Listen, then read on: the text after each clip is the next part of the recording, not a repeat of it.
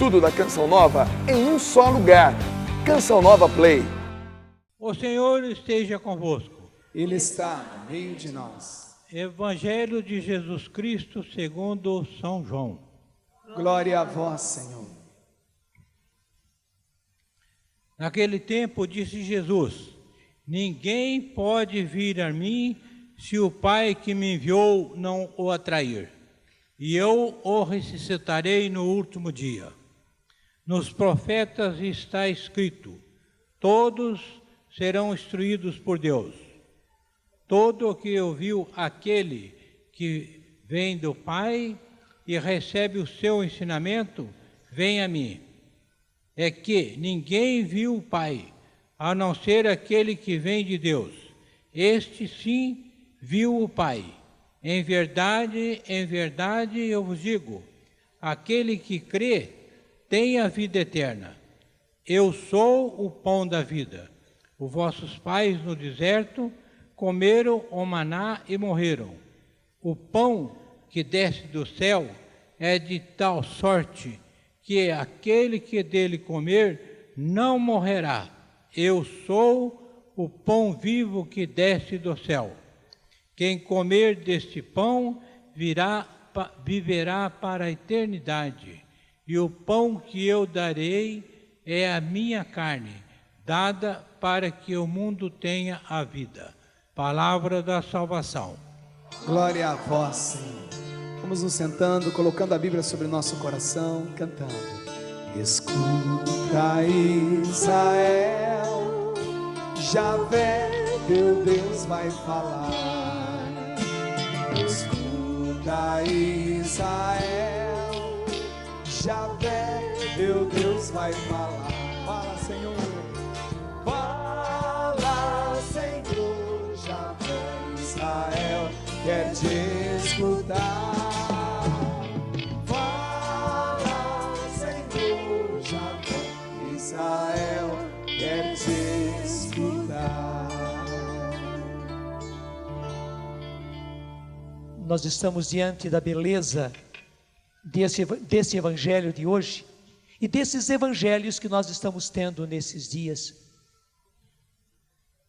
Todos eles falando a respeito de Jesus, o pão da vida, e nos levando cada vez mais para a revelação da Eucaristia.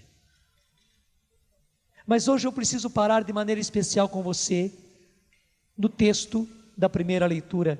Eu peço que você abra a sua Bíblia nos Atos dos Apóstolos, capítulo 8, versículo 26 e seguintes. Foi essa a primeira leitura de hoje, Atos 8, 26 e seguintes. Aliás, toda a história de Filipe é muito linda. Filipe era um daqueles diáconos que foram os primeiros a serem ordenados diáconos. Os apóstolos sentiram a necessidade e mandaram que escolhessem homens cheios de Espírito Santo, cheios de sabedoria, para que fossem os seus auxiliares no ministério. E um desses diáconos foi Filipe. O outro diácono era Estevão. E quando Estevão foi martirizado, quando apedrejaram Estevão, uma tremenda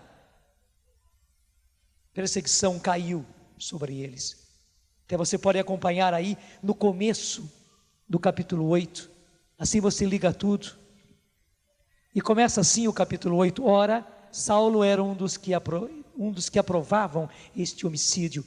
Porque Saulo, que depois vai chamar-se Paulo, São Paulo, estava quando Estevão foi apedrejado. Ele ainda não tinha idade para poder apedrejar, porque somente os maiores de idade que podiam apedrejar. Saulo não podia. Então ele ficou segurando os mantos dos outros nos braços, para que os outros pudessem apedrejar mais livremente Estevão. E como diz aí a palavra, Saulo era um dos que aprovavam este homicídio. Ele não podia atirar pedra, mas ele estava ali aprovando e até segurando os mantos dos outros para que fizessem bem aquele apedrejamento. E logo continua dizendo: naquele dia rompeu contra a igreja de Jerusalém violenta perseguição. E você vê que a Bíblia é muito sóbria. Você não vê exageros na Bíblia. Em outros livros a gente encontra exagero até não querer mais. Mas na Bíblia, interessante, não há exageros. A Bíblia conta os fatos mais impressionantes com palavras simples e bem rápido. Ela nem se delonga. Portanto, se ela está dizendo que aconteceu uma violenta perseguição, é porque a perseguição foi violenta mesmo. E continua explicando: todos, com exceção dos apóstolos, se dispersaram nas regiões da Judéia e da Samaria. Gostei quando o Padre Wagner fez a comparação disto, como quando começa um jogo de bilhar, né? Lá estão as bolas todas de várias cores, e de repente dá uma tacada na bola branca, ela bate nas outras bolas todas, e aquelas bolas de várias cores se espalham pela mesa toda. Foi isso que o Senhor fez. A comunidade estava aí toda reunida, estava sendo uma beleza aquela comunidade, o início da igreja, e de repente Deus mesmo permite que a perseguição dê aquela tacada e eles se espalham. O plano de Deus também estava nisso. Era preciso que eles fossem para outros lugares. Certamente eles não quereriam ir. Era tão bom ficar ali em Jerusalém, era tão bom viver em comunidade. Eles nunca tinham tido essa experiência e viver uma comunidade cristã do jeito que Jesus lhes havia ensinado. Eles haviam passado 3 anos ouvindo Jesus, agora tinha chegado a hora de viver aquilo, e eles estavam experimentando. Era maravilhoso o que eles estavam vivendo, embora sem Jesus, mas era maravilhoso o que estavam vivendo. Eles por si não sairiam nunca de Jerusalém, mas Deus mesmo se encarrega de espalhá-los por todos os lados. Veja, só os apóstolos ficaram, tiveram a graça da fortaleza de permanecer e aguentar a perseguição ali. Os outros foram espalhados por Deus mesmo. E continua dizendo, eu retomo: todos, com exceção dos apóstolos, se dispersaram nas regiões da Judéia e da Samaria. Homens piedosos sepultaram Estevão e fizeram por ele solene funeral. Quanto a Saulo, devastava a igreja, penetrava nas casas e arrancava de lá homens e mulheres e os lançava na prisão. Você pode imaginar o terrível que foi aquela perseguição. Aqueles, no entanto, e repare bem o versículo 4, que haviam sido dispersos, iam de um lugar para o outro, anunciando a boa nova da palavra. Gente, a semente começou a ser semeada longe de Jerusalém, cada vez mais longe. E era a graça de Deus. E aí começa a explicar o versículo 5. Foi assim que Filipe, tendo descido a uma cidade da Samaria, ali proclamava a Cristo. Veja, você talvez nem reparou, porque aqui está explicando as coisas com simplicidade, mas a Samaria era a região mais difícil para se evangelizar, porque os samaritanos eram muito misturados com povos pagãos, já no sangue. Eles eram misturados com povos pagãos. E não somente no sangue, eles tinham costumes pagãos, tinham uma mentalidade muito pagã. Por isso os próprios judeus não gostavam dos samaritanos, não gostavam. E houve tanta coisa entre eles, que samaritano e judeu se odiavam, era ódio mesmo. Por onde passava um samaritano, o judeu não passava. Por onde passava um judeu, samaritano não passava. Se samaritano passava, o judeu, desculpe explicar assim, preparava, porque interessante, ainda hoje eles fazem coisas semelhantes. Eles preparavam o escarro na boca. Imagina uma pessoa preparando o escarro na garganta e na boca, para escarrar com toda a força que pode, e depois pegava e cuspia no chão, escarrava no chão, como que para dizer: O que eu faço com essa sujeira é isso que eu faço com esse samaritano. E vice-versa. E o samaritano tratava assim também o judeu. Era ódio mesmo. Agora, Filipe, ir a Samaria para lá pregar o evangelho era ousadia do Espírito Santo. Só o Espírito Santo poderia fazer isso, só. Nunca nenhum judeu teria coragem de fazer isso, nunca. Porque já sabia, mesmo que ele fosse para lá com toda a boa vontade, os outros não tinham boa vontade, era um judeu no meio deles. E agora ainda pregando uma doutrina nova, Filipe sabia todo o risco que ele estava correndo, mas movido pelo Espírito Santo, ele foi. E o bonito está aí no versículo 6, as multidões unânimes aderiam à palavra de Filipe, pois ouviam falar dos milagres que fazia e os viam.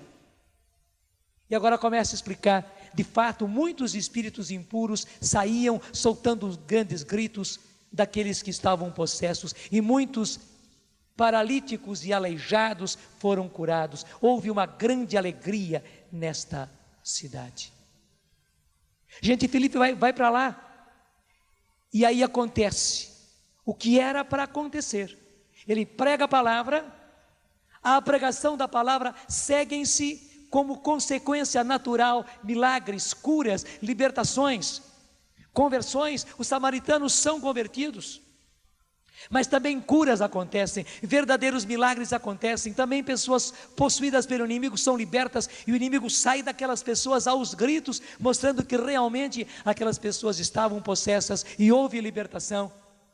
Tudo isso feito por um diácono, ele não foi apóstolo, ele não acompanhou Jesus naqueles tempos, portanto era um cristão novo ainda, mas as obras de Jesus já estavam sendo feitas por Filipe.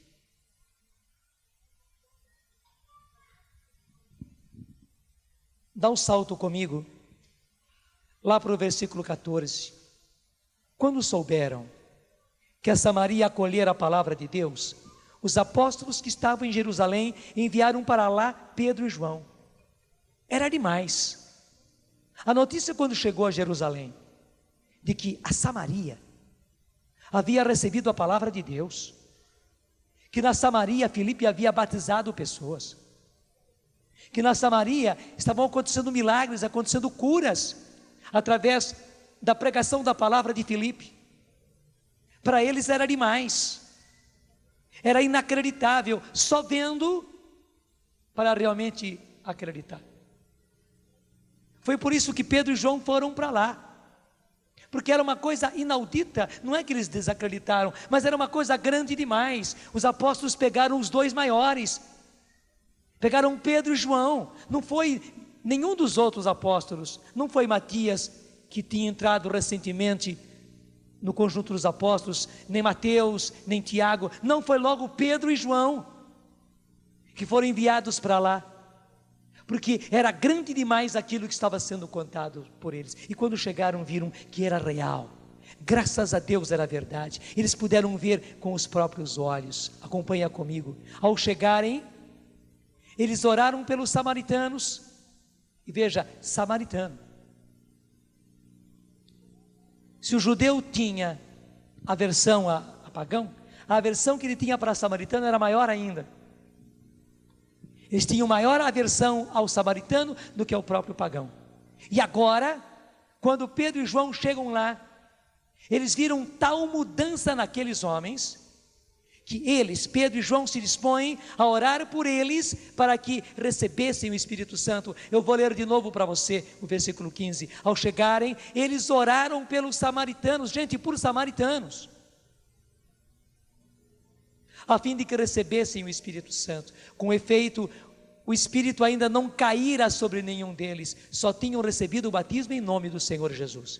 Aí você percebe, inclusive, que o Senhor quer uma graça completa para todos, não somente o batismo, mas o Senhor quer também o que a própria Bíblia chama de batismo no Espírito Santo, que a pessoa seja também batizada no Espírito Santo, e nós estamos vendo isso cada vez mais. Mas veja, samaritanos recebendo oração, serem cheios do Espírito Santo, sendo batizados do Espírito Santo, começando a acontecer com eles os milagres, os prodígios que acontecia com os apóstolos, começavam eles também a orar em línguas, começavam eles também a profetizar, as maravilhas de Deus começaram a acontecer com os próprios samaritanos. E conclui o versículo 17: Pedro e João se puseram então a lhes impor as mãos, e os samaritanos recebiam o Espírito Santo. E daí vem o bonito do texto de hoje. Filipe continuou o seu trabalho na Samaria, quando um dia, e acompanhe lá o versículo 26, o anjo do Senhor. Quem foi que falou a Filipe? Eu queria escutar de você. Quem foi que falou a Filipe? O anjo do Senhor. Quando o anjo do Senhor dirigiu-se a Filipe, ele disse: dirige-te para o sul, a estrada que vai de Jerusalém a Gaza, ela está deserta. E Filipe partiu imediatamente. Eu até queria dizer a você uma coisa muito importante. Filipe teve todo esse sucesso, vamos chamar assim, na Samaria, pela obediência dele. Porque, gente, ir para Samaria, certamente, não duvide, não era a vontade de Filipe, não foi plano dele, seria loucura. Ele podia fugir para qualquer lugar, ele podia ir evangelizar em qualquer lugar, na Samaria nunca. Até provavelmente o que aconteceu com Filipe, ele estava indo para mais longe, ele queria ir logo lá para o norte mesmo da Terra Santa, da Galileia para cima. E claro, o caminho mais rápido é passando pela Samaria. E até capaz que tenha acontecido isso, que Filipe quer ir mais depressa e chegar logo bem longe de Jerusalém, e claro, passou pela Samaria. E quando passou pela Samaria, o Espírito Santo deve ter inspirado, deve ter sido claro com ele, que ele ficasse ali, que ele esperasse ali, que ele começasse a pregação da palavra ali. E Filipe obedece, e obedecendo ele vê o resultado da pregação dele, ele vê as pessoas sendo tocadas. Quando as pessoas vêm e Filipe orava pelas pessoas, as pessoas eram curadas, e Filipe é o primeiro a ficar admirado, e o Espírito Santo que vai colocando no coração dele que ele fique na Samaria. Gente, tudo isso aconteceu pela obediência de Filipe. Ele foi sendo tão treinado na obediência, que pôde acontecer com ele isso. Um dia o anjo do Senhor se dirigiu a ele e disse: vai para aquela estrada, a estrada do sul, a estrada que vai para Jerusalém, a Gaza. E até o anjo explicou: ela está deserta, não tem ninguém lá. E Filipe partiu para lá, diz a palavra, imediatamente. Gente, nada está perdido na Bíblia. Se a palavra diz que ele partiu para lá imediatamente, quer dizer, ele obedeceu logo, ele obedeceu prontamente, ele obedeceu na hora. Ele não ficou discutindo: o que eu vou fazer lá, Senhor? Mesmo que fosse um anjo, o que eu vou fazer lá? Não, ele foi. E até ele disse: lá está deserto, o que eu vou fazer numa estrada deserta? Mas ele foi. E o que aconteceu? Vinha vindo por aquela estrada, e Filipe já estava lá esperando a mandada do anjo. Vinha vindo por aquela estrada uma carruagem com um homem muito importante. Até aqui diz, no versículo 27, um eunuco etíope, alto funcionário de Candace, rainha da Etiópia. A Etiópia é um país ali no norte da África. Naquele tempo era um país muito próspero. E um alto funcionário da rainha de lá, da Etiópia, administrador geral do seu tesouro. Veja, gente, não era uma coisa qualquer, ele era o administrador geral do tesouro da Etiópia. Era ele que vinha vindo naquela carruagem. E explica porque ele voltava para casa.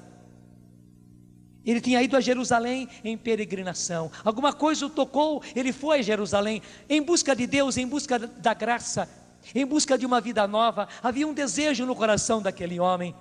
Ele queria ser diferente, ele queria ser novo. Mas aqui diz uma palavrinha que a gente não conhece muito bem, estranha e passa por cima. Diz, um eunuco etíope, um eunuco. O que eram os eunucos? Naquele tempo havia rainhas, e muitas vezes eram elas que reinavam, o rei tinha morrido e quem reinava era uma rainha. Ou então, a herdeira do trono não era um homem, era uma mulher. Então mesmo que ela fosse casada, ela tinha um marido, mas a rainha era ela é quem governava. Candace eu não sei, mas certamente ela era solteira. Tanto assim que ela era cercada de eunucos. Então, por causa da rainha, por causa das princesas, aqueles que serviam ao reino mais proximamente, os ministros, os assessores, os embaixadores mais próximos, que estavam constantemente com a rainha ou com a princesa, passavam por uma coisa terrível: eles eram castrados. Desculpe a expressão, assim como se capa porco, eles eram castrados, perdiam a virilidade, eram castrados. Era o costume da época, um costume infeliz, terrível, para que a rainha, a princesa não corresse risco, então castravam os homens. E era uma condição para você ser ministro, para você ser embaixador, para você ser um assessor direto, para você chegar a este posto, a essa posição no reino, você precisa ser castrado. E as pessoas se sujeitavam a isto. Para um judeu isso era terrível, porque para um judeu o ser pai era a coisa mais importante. Daí a sua virilidade era uma coisa importantíssima. Um judeu nunca abria mão da sua virilidade por nada. O que mais ele desejava na vida era ter filhos. E esses homens, certamente por ganância, por cobiça, para poderem fazer carreira, para passar na frente dos outros e conseguirem chegar a estes altos postos, como esse homem que chegou a ser o administrador geral dos tesouros da rainha Candace da Etiópia, eles acabavam se sujeitando à castração. Por isso os eunucos eram homens rejeitados, abjetos. O judeu detestava um eunuco.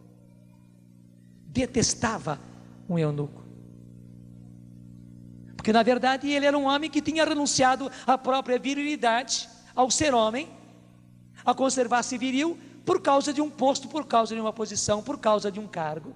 Portanto, era considerado um homem vil, um homem sem caráter, e eram rejeitados. Tinham postos altíssimos, ganhavam muito dinheiro, mas eram homens rejeitados, considerados indignos. E este homem era assim. Portanto, ele não tinha grandes coisas a esperar, não. Por todo canto onde ele ia, com lindas roupas, com muito dinheiro, com altíssima posição, mas era um homem rejeitado. Ele não esperava muita coisa. E porque não esperava muita coisa dos homens, também não esperava muita coisa de Deus. Ele considerava também que ele era um indigno. Diante de Deus ele abriu mão da sua virilidade, ele deixou-se castrar. Ele sabia que ele foi ambicioso, que ele foi ganancioso. Ele quis aquele cargo, ele quis aquela posição. E ficou cego e deixou-se até se castrar. Talvez ele se arrependeu, mas já era tarde, já estava castrado, não tinha como voltar atrás, não tinha retrocesso. Aquele homem não tinha muita coisa a esperar. Mas vai a Jerusalém. E interessante, volta lendo a Bíblia. Estava lendo justamente o profeta Isaías, como está aqui. E Deus foi tão bom com aquele homem, que arma todo esse esquema. Gente, era um esquema estratégico. Deus pega Filipe obediente.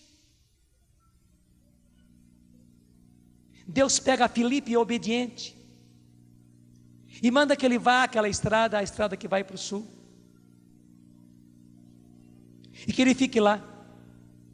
E quando passa aquela carruagem, Filipe se aproxima, talvez como quem pede carona, e vê aquele homem, aquele alto funcionário lendo o profeta Isaías. Você chega também como quem não quer saber de nada, fica curiosando ali a leitura dele, e logo pergunta: você está entendendo o que está lendo? E o homem é humilde e diz: claro que não, como é que eu vou entender se ninguém me explica? E aí está o bonito, Filipe não perde tempo, como diz aqui a palavra, a partir daquela passagem de Isaías, ele começa a falar a ele a respeito de Jesus. A partir daquela passagem, ele já começa a falar a respeito de Jesus. E aquele homem fica tão impregnado pela explicação que Filipe vai lhe dando, tão tocado, que quando passam por um riachinho, é o próprio homem, é o próprio eunuco que diz a ele: por que eu não posso receber o batismo? Por que eu não posso receber o batismo? E eles desceram da carruagem. Você pode imaginar aquele homem importante, aquele homem rico, aquele homem com aquelas vestes suntuosíssimas, riquíssimas. Era uma carruagem onde ele estava, servos estavam ali, os cocheiros conduzindo a carruagem com vários cavalos, tudo muito solene. Eles descem da carruagem, se aproximam do riacho, e ali Filipe batiza aquele eunuco. Deus estava na mira daquele homem. Deus armou todo esse esquema estratégico para atingir aquele homem abjeto, aquele homem humanamente indigno, aquele homem rejeitado pelos seus próprios compatriotas. Mas veja, amado de Deus, querido de Deus, buscado por Deus, na mira de Deus. E impressionante está aqui, assim que o eunuco é batizado, o Espírito Santo arrebata Filipe e o leva embora dali, para outro lugar muito distante. Filipe nem foi com as próprias pernas, não, ele é arrebatado. Aconteceu essa graça, é um carisma. Ele foi arrebatado dali para um outro lugar muito distante. Deus queria dele só isso e nada mais, só isso e nada mais. Tanto assim que o eunuco, quando vê, Filipe não está mais, sumiu, desapareceu. Não estava mesmo, já tinha sido levado pelo próprio Espírito Santo, que o pôs ali, que o trouxe ali. Gente, o Espírito do Senhor estava na mira daquele homem indigno, eu diria daquele homem perdido, que não tinha esperança nenhuma mais, humanamente falando. E hoje que o Senhor está nos dizendo, e é por isso que eu quis me demorar sobre esse trecho todo, hoje o que Deus está fazendo é isso. Deus está em busca dos perdidos, como aquele homem, como aquele eunuco. Saiba disso. Porque em geral nós somos assim, nós pensamos que os perdidos são perdidos. Deus é o primeiro a rejeitá-los, Deus é o primeiro a descartá-los, porque são perdidos, são viciados, são corruptos, são mulheres prostitutas, são homens desonestos, são pessoas que entraram para a prostituição, são maridos adúlteros, são jovens que se viciaram, drogados, são traficantes que passam droga, são pessoas que se enriquecem às custas de passar droga, de vender drogas. E nós pensamos que Deus é o primeiro a rejeitá-los. São perdidos, são pessoas que estão na cadeia porque mataram, porque estruparam, porque roubaram, e nós consideramos, já são perdidos, estão recebendo o castigo da sociedade. E quanta gente fala em pena de morte, porque todo marginal, todo bandido, todo traficante, todo assassino, toda pessoa que errou na vida tem que ser cortado mesmo. Nós infelizmente pensamos assim, e já rotulamos as pessoas, até dizemos é um perdido. Pior que hoje tem que se colocar esse rótulo também em muitas mulheres, é uma perdida. Onde é a própria vida, onde é a própria sociedade, onde somos nós homens que acabamos perdendo essas nossas irmãs. Mais uma vez que elas entraram por esse caminho, já se põe um rótulo sobre ela, é uma perdida. e não tem mais esperança. Mas o bonito é que Deus está na mira justamente destes perdidos e dessas perdidas. E eu digo, se você é um desses perdidos, Deus está na sua mira, como estava na mira daquele eunuco, funcionário, alto funcionário da rainha Candace da Etiópia. Você me entendeu? E cria uma grande esperança no seu coração. Talvez você seja a primeira pessoa, como aquele homem que se considera um perdido, uma perdida. Talvez você se considere um perdido, uma perdida de coisas que as pessoas nem sabem que você faz. Talvez você tome drogas e as pessoas que o cercam não saibam disso. Talvez você seja até pai de família e entrou por esse caminho, até mesmo por angústia, por desespero. E você vai gastando o seu dinheiro e as pessoas não sabem.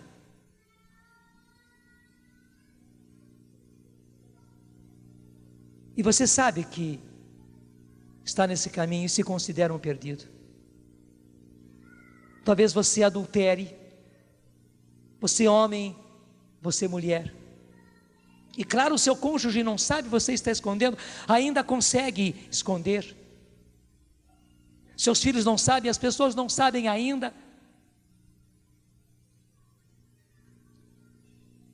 E você se considera uma pessoa que não tem retorno, você foi tão fundo. Isso infelizmente acontece muitas vezes com mulheres. Às vezes o adultério do outro, você é moça ainda, você é menina ainda, mas acabou caindo nas mãos de um homem casado. Talvez a parte afetiva pegou você. Talvez a carência afetiva acabou pegando você. Você precisava de amor, você precisava de amizade. Talvez você precisasse de pai, você nunca teve pai e acabou caindo na mão de um homem mais velho do que você. E amarrou-se de tal maneira afetivamente e também sexualmente. Amarrou-se a ele e às coisas que ele te dá, e ao carinho que ele te dá, à presença que ele te dá. E você não vê mais retorno. Você já não aceita mais a sua vida, você vê que está num caminho errado, você faz de tudo para esconder, as pessoas talvez não saibam, talvez nem seu pai e sua mãe saibam da vida que você está vivendo, talvez não saibam de como você já foi longe, como você já se entregou, até abortos você já teve, para que eles não soubessem. E você vê uma pessoa, você se vê uma pessoa sem retorno, uma pessoa perdida. Mas saiba, você está na mira do Senhor, do jeitinho daquele eunuco da rainha Candace. Talvez você seja um homossexual,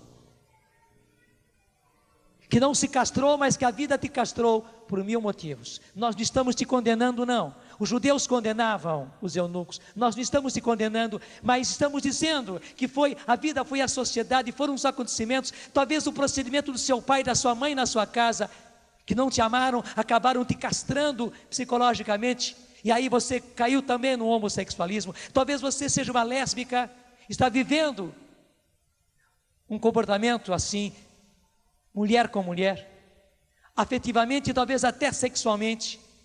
Nós não estamos te condenando, não, mas também não podemos dizer que isso está certo, que o que a sociedade fez com você, o que a vida fez com você, não podemos dizer que está certo, porque ninguém vai dizer que câncer é certo, ninguém vai dizer que AIDS é certo, como ninguém vai dizer que tuberculose, que lepra é certo. Claro, doença é doença, isso é anomalia, isso é desvio da natureza. Homem é homem, mulher é mulher, e Deus criou homem e Deus criou mulher. Deus não criou coluna no meio, Deus não criou uma mistura, nem homem nem mulher. Não, gente, isso não existe. Foi a vida que acabou fazendo isso.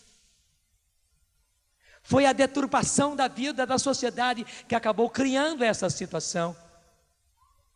Nós não estamos te condenando, talvez nem os seus saibam da vida que você vive, porque há pessoas, mulheres especialmente, que conseguem disfarçar. Mas saiba, o Senhor que te ama, Ele está na tua mira.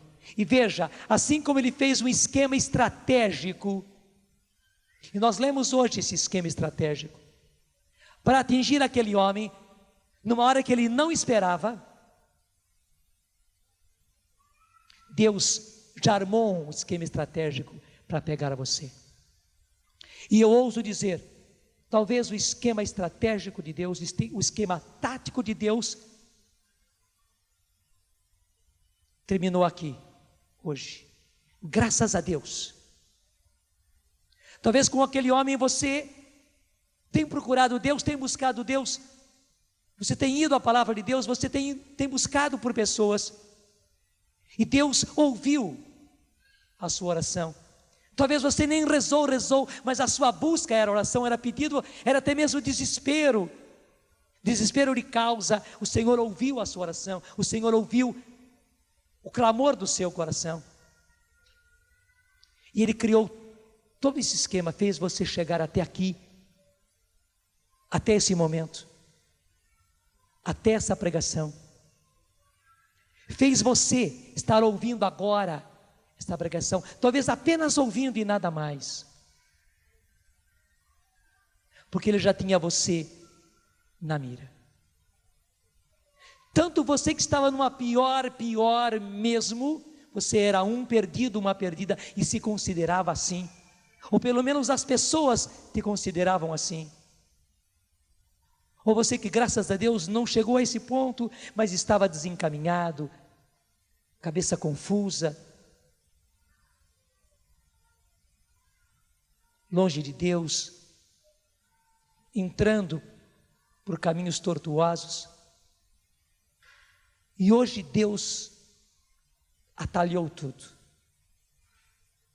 Ele fez um esquema tático, e agora Ele está dizendo: eu vim para o que estava perdido. Até eu quero mostrar para você um trecho lindo aqui no Evangelho de São Lucas, capítulo 19, versículo 9 e 10. Vai comigo, vai direto na sua Bíblia. Evangelho de São Lucas, capítulo 19, versículo 9 e 10. Então Jesus disse a seu respeito: hoje veio a salvação a esta casa, pois também ele é filho de Abraão. Com efeito, o Filho do Homem veio procurar e salvar o que estava perdido. O que estava o quê? Repete comigo: o Filho do Homem, nosso Senhor Jesus Cristo, veio procurar e salvar o que estava perdido. Gente, é isto. Hoje o Senhor está declarando esta palavra, porque o Filho do Homem, e Ele se fez Filho do Homem, Ele que já era Filho de Deus, se fez Filho do Homem, foi preciso que Ele viesse, e você sabe que filho de peixe é peixinho, filho de homem é homem. Jesus assumiu uma natureza humana no ventre de Maria, e Deus, o Pai, quis que fosse assim, e Ele veio para isso. O Filho do Homem, nosso Senhor Jesus Cristo, veio procurar. Ele procurou, armou um esquema tático para atingir você, e atingiu, graças a Deus. Ele veio procurar e salvar, e graças a Deus atingiu o que estava perdido. E eu quero também que você abra o coração à esperança, porque o Senhor está em busca de todos os perdidos. Talvez você não seja o perdido, mas está muito perdido, muito perdida, porque alguém da sua casa, alguém muito próximo a você, alguém do seu sangue, seu filho, sua filha, seu marido, seu pai, sua mãe, seu irmão, está perdido. Numa dessas coisas que eu falei, ou em nenhuma dessas coisas que eu disse, mas está perdido para Deus, está perdido para a graça, está perdido para o céu, está perdido para a vida eterna, infelizmente, e se não retornar, está perdido mesmo.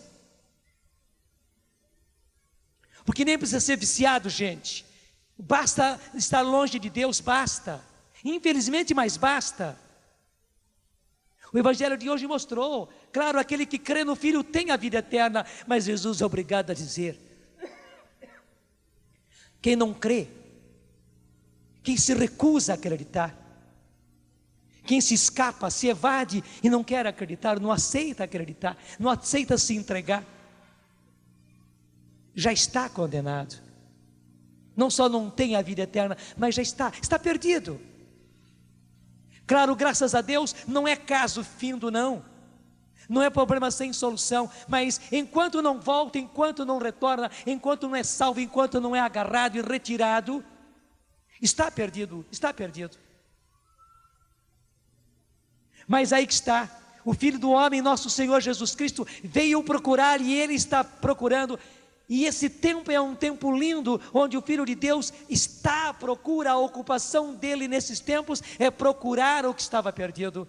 Procurar para salvar o que estava perdido. Não é para reprovar, não é para condenar. Talvez a nossa cabeça e o nosso coração já ficou cheio demais de um Deus castigador, de um Deus que está aí para punir a gente, para condenar a gente. Não, gente, este Deus não existe. Esse Deus não existe.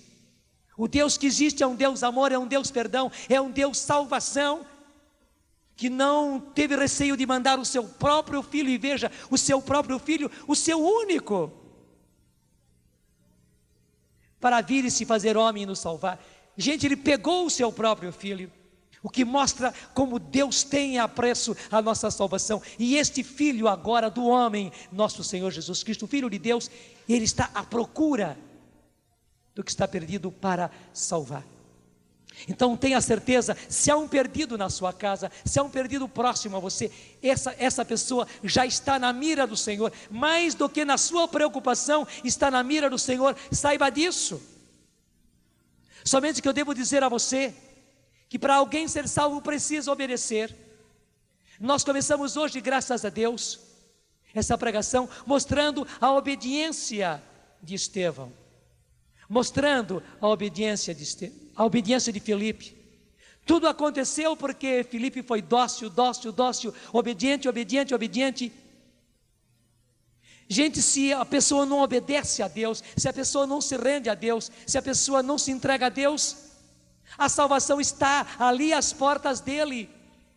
Mas cabe a ele se render, cabe a ele aceitar, cabe a ele se entregar. Se infelizmente a pessoa teima e não se entrega, a salvação está na porta dele, diante do nariz dele, querendo salvá-lo, mas ele e somente ele é que pode aceitar. É como se a pessoa coloca uma coisa à força na sua boca, para você engolir. Mesmo que a pessoa coloque uma coisa na sua boca, se você não engole, não engole. E muitas vezes criança dribla a gente assim, né? A gente põe remédio na boca da criança e a criança fica com o remédio na boca. Quando o pai vê, a criança joga fora o remédio. Quanta gente faz isso? A salvação, o remédio está na boca, já está na boca. E a pessoa até disfarça e depois dá um jeitinho e cospe fora a salvação. Não pense que Deus está longe dos seus. Não pense que Deus está longe do seu marido alcoólatra, do seu pai que ainda bebe, do seu pai que cria os maiores problemas. Não pense que Deus está longe do seu filho homossexual, que Deus está longe do seu filho viciado. Não pense que Deus está longe da sua filha revoltada. Não pense nisso. Não pense que Deus abandonou e pulou fora da sua casa, que Deus pulou fora do seu casamento e largou você. Não pense isso. Não pense que Deus está longe de você. Não, ao contrário, Ele está perto, mais perto do que a pessoa que está ao seu lado ali, mais perto do que você mesmo. Deus está aí em você. Só que se a pessoa que você ama tanto e pela qual você se preocupa tanto não conseguiu ainda a conversão, não saiu ainda da sua situação, não é por Deus não, é por ela. E sabe, é por isso que nós temos que cercar essa pessoa de oração, gente, insistirmos na oração, porque nós somos tolos. Nós pensamos que a oração é assim, a gente pede a Deus, ele tem que insistir com Deus para Deus dar. Desculpe, porque Deus é muito duro, Deus tem um coração muito duro, ele tem que ser apelado muito, temos que falar muito, pedir muito, para que Deus então tenha bondade, tenha misericórdia, então conceda, porque Deus não costuma conceder, não. ele é duro. Não, gente, não é nada disso, não é nada disso. As nossas orações sobem para o céu, não é por causa de Deus, não. Desculpe, Deus não precisa das nossas orações, não precisa. Ele já estava muito bem sem nós. E desculpe, estaria muito melhor sem nós, que só demos trabalhos para Deus a vida inteira. Desde que o homem só deu trabalho para Deus. Mas Deus não desistiu de nos amar. Deus não desistiu de nos amar. Deus não desistiu de me amar, que dei trabalho para Ele a vida inteira.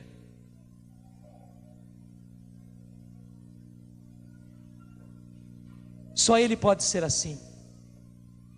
E que bom que Ele é assim. Que bom, meu Deus do céu. Mas veja, não é que Deus precise das nossas orações. Não, nós temos uma ideia errada, que Deus é que precisa de tanto orar. A pessoa se macera mesmo em tanta oração, daí Deus tem misericórdia. Gente, não é isto. Não é isso. As nossas orações têm que subir o céu, por causa da pessoa. Por causa da pessoa. É Ele que não está se abrindo. No fundo, a nossa oração vai recair sobre aquela pessoa. E Deus precisa, deixa eu falar assim, envolver a pessoa em graça, em bênção que vem da oração, para amolecer o coração, a vontade. 1000 problemas que acabaram amarrando, prendendo, cegando esta pessoa, e ela é que não se abre. E acho que todos nós já temos experiência suficiente sobre isso. É só ver pessoas que teimam no alcoolismo. Nunca vi teimoso mais teimoso do que aquele que bebe. Verdade ou não é? E são sempre uns valentes. Eles vão parar de beber na hora que quiserem. Só que não pararam até agora. Já deram um problema enorme para a família. Estragaram não sei quanta coisa. E dizem, eu bebo porque eu posso beber. Eu sei beber, mentira, né? E vou parar na hora que quiser. Mentira também. É igual os que fumam também, que sempre dizem de peito aberto, eu fumo porque eu gosto e vou parar na hora que quiser. Só que é mentira. Não parou até agora. Assim também são aqueles que estão no adultério. Assim somos todos nós. É a teimosia da pessoa que não deixa a graça entrar. E é por isso que a nossa oração, gente, precisa, porque Deus no céu tem a graça, a pessoa é que está fechada à graça.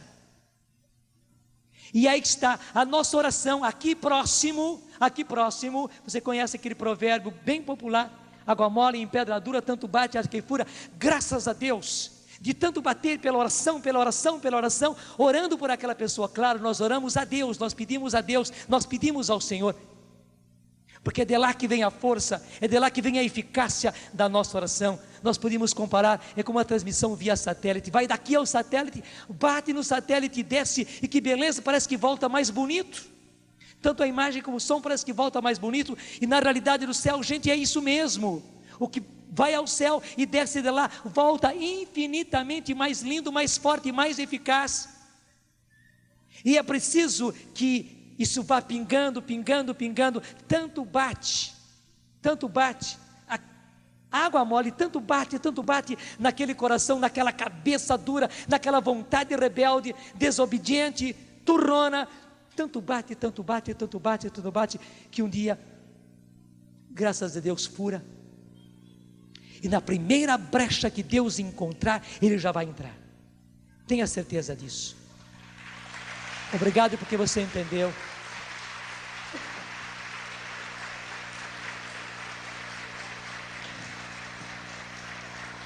E porque você entendeu, já vai ficando em pé. Você já entendeu tudo, vai ficando em pé e já comece a pedir concretamente pelos seus perdidos. E se o primeiro perdido é você, se você é a pessoa perdida que precisa hoje da graça de Deus, que precisa desse socorro, dessa intervenção especial, como aquela que aquele eunuco teve, se você não se aguenta mais em si da vida que você está vivendo, graças a Deus, meu irmão, abra-se, obedeça, renda-se, basta você se render, abra uma brechinha dentro da sua vontade rebelde e saiba que Deus vai atingir você. Vai logo agora, você mesmo pessoalmente, se entregando a Jesus, e vai se entregando a Jesus com a sua palavra, no seu vício, no seu pecado, na sua situação, na sua rebeldia, no seu alcoolismo, na sua prostituição, no seu adultério. Gente, não existe pecado maior do que a misericórdia de Deus. Nenhum pecado supera a misericórdia do Senhor, não. O Filho do Homem veio procurar e salvar o que estava perdido, e ninguém está tão perdido que não possa ser encontrado por Jesus, o Filho de Deus, que veio do céu para fazer não a sua vontade, mas a vontade daquele que o enviou. E a vontade daquele que o enviou é que ele não perca nenhum, que ninguém seja perdido, que ele não perca nenhum daqueles que o Pai lhe deu. Você foi dado pelo Pai a Jesus, você foi dada ao Pai por Jesus, você foi entregue ao Pai por Jesus, saiba disso. Então se renda agora, vai entregando a sua vida agora a Jesus, vai entregando o seu pecado para Jesus agora, vai entregando o seu vício agora para Jesus, vai entregando o seu adultério para Jesus. Sim, não tenha medo, entregue o seu adultério, a sua prostituição ao Senhor, porque isso não pertence a você, foi o mundo que jogou, foi o tentador que jogou e você acabou se envenenando. Entrega isso para Jesus, e Jesus quer queimar isso agora no fogo da sua misericórdia. Se não são coisas tão graves, é apenas teimosia sua, é rebeldia sua, é você que anda confuso, é você que anda com ressentimento, com mágoa, até com mágoa da igreja, a mágoa das pessoas da igreja. Entrega isso para o Senhor.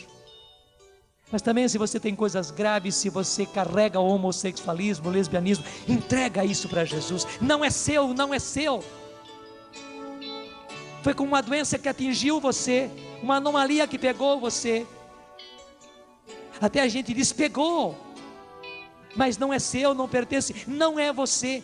Saiba, você não é um homossexual, você foi atingido pelo homossexualismo. Você não é uma lésbica, não, você foi atingido. Você não é um adúltero, não, você foi atingido pelo adultério. Você não é uma prostituta, não, você não é uma menina de programa. Você caiu nesta vida, você caiu nesses caminhos. Você não é um alcoólatra, você caiu no alcoolismo, foi vítima do alcoolismo. Os próprios alcoólatras anônimos dizem: isso é uma doença, e é mesmo, é uma doença terrível. Você contraiu uma doença, essa doença não faz parte de você, não é, você não é alcoólatra, você não é adúltero, você não é homossexual, você não é. Você foi atingido por essa doença. Entregue-se agora ao Senhor, renda-se, e vai dizendo: meu Senhor e meu Deus, vai dizendo: Jesus, meu Salvador. Diga a Ele como aquele eunuco: Senhor, eu estou pedindo agora, lava-me, Senhor. Eu já fui batizado, mas eu preciso ser lavado agora, Senhor. Lavado agora pela Tua misericórdia, lavado agora, Senhor, pelo Teu amor, lavado agora, Senhor, pelo Teu perdão. Sim, eu preciso ser liberto, Senhor. A minha alma, o meu coração, Senhor, estão presos, escravizados. Senhor, eu preciso de ressurreição, e Tu és a ressurreição e a vida. Muito obrigado, meu Senhor, muito obrigado. Entregue-se ao Senhor. Eu já estou pedindo, Senhor, derrama também o Teu Espírito Santo, porque se meu irmão, essa minha irmã, até esse mesmo, essa mesma, Senhor, que de longe está apenas ouvindo, mas está se rendendo, está se entregando, está até mesmo entre lágrimas, Senhor, derrama sobre ele, Senhor, derrama sobre ela, sobre cada um desses meus irmãos e irmãs, derrama sobre todos nós agora, Senhor, o Espírito Santo. Assim como os samaritanos receberam o Espírito Santo, que então caiu sobre eles quando Pedro e João chegaram e oraram impondo as mãos, que caia sobre nós agora, Senhor, que caia sobre o Teu povo, Senhor, que caia sobre aqueles que estão acolhendo essa pregação, Senhor, que caia sobre nós agora, Senhor, o Espírito Santo, batizando-nos, Senhor, transformando-nos, Senhor, vivificando-nos, Senhor, dando-nos vida nova, Senhor. Nós precisamos, e obrigado, Senhor, porque isso está acontecendo agora, Senhor. Obrigado, muito obrigado. A vida entrou em nós, Senhor, há uma ressurreição acontecendo. Muito obrigado, meu Senhor e meu Deus. E ao mesmo tempo, encha-se de alegria e vai entregando agora ao Senhor os que eram perdidos da sua casa. Nem os chame mais de perdidos, eram perdidos, estavam perdidos. E se permanecem perdidos é porque estão, mas não precisam ficar. Não, eles não são perdidos, estão apenas perdidos. Entregue-os ao Senhor, e quando eles se entregarem também ao Senhor. De tanto você entregar, uma hora Ele se entrega. Entregue mais uma vez, mesmo você que já estava desanimado, porque já pediu tantas vezes. Essa talvez seja a vez, essa talvez seja a hora, talvez seja a última. E agora esse pingo que vai quebrar pela graça, vai quebrar essa pedra dura. Entregue agora cada pessoa que estava perdida, que você ama, pela qual você se preocupa. E não peça pouca coisa não, peça que essa pessoa se renda ao Senhor, se renda incondicionalmente ao Senhor, entregue toda a vida ao Senhor. Não queira apenas que a pessoa fique curada disso ou daquilo. Não, meu irmão, não resolve. É preciso tornar-se uma nova criatura, e é isso que o Senhor quer fazer. Daí então o homossexualismo vai embora como consequência, daí o alcoolismo vai embora como consequência, daí o adultério vai embora como consequência, daí a droga vai embora como consequência, porque o Senhor fez naquela pessoa a nova criatura. É isto, não queira pouco, queira tudo. E o único jeito de tirar agora um vício, um pecado, uma situação, é fazer com que essa pessoa receba a vida nova do Espírito, o novo nascimento. Todo aquele que está em Cristo é uma nova criatura, e queira isso, queira que a pessoa nasça do alto, queira que a pessoa nasça de novo, que a pessoa nasça da água e do Espírito. Sim, Senhor, nós estamos pedindo, estamos levantando os nossos braços. Levante comigo. Estamos pedindo, Senhor, o batismo no Espírito Santo sobre esses nossos entes queridos, sobre aqueles que estavam perdidos, Senhor, sobre aqueles que ainda estão perdidos, mas